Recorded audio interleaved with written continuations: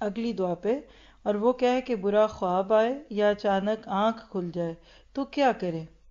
3 دفعہ اپنی بائیں طرف تھوکے، شیطان اور اپنے اس خواب کی برائی سے 3 دفعہ اللہ کی پناہ مانگے، یہ خواب کسی کو نہ سنائے، جس پہلو لیٹا ہو اسے بدل دے،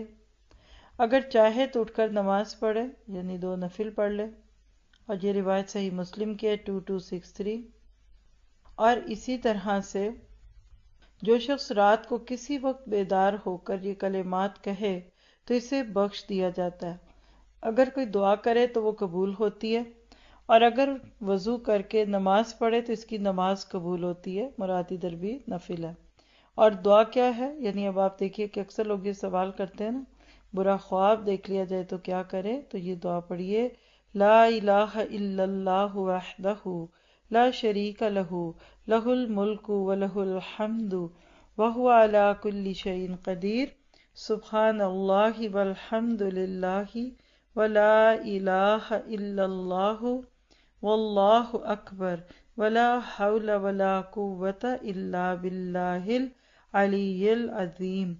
رب اغفر لی۔ اللہ کے سوا کوئی معبود نہیں، وہ اکیلا ہے، اس کا کوئی شریک نہیں، اسی کی بادشاہت ہے اور اسی کے لیے ہر قسم کی تعریف ہے، وہ ہر چیز پر کامل قدرت رکھتا ہے، اللہ تعالیٰ پاک ہے اور سب تعریف اللہ ہی کے لیے ہے، اور اللہ کے سوا کوئی معبود نہیں، اور اللہ سب سے بڑا ہے، اور برائی سے بچنے کی ہمت ہے، نہ نیکی کرنے کی طاقت، مگر بلندی اور عظمت والے اللہ ہی کی توفیق سے، اے میرے رب مجھے بخش دے۔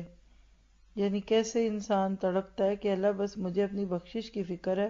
اور روایت بخاری کی ہے 1154 اور ابن ماجہ 3837۔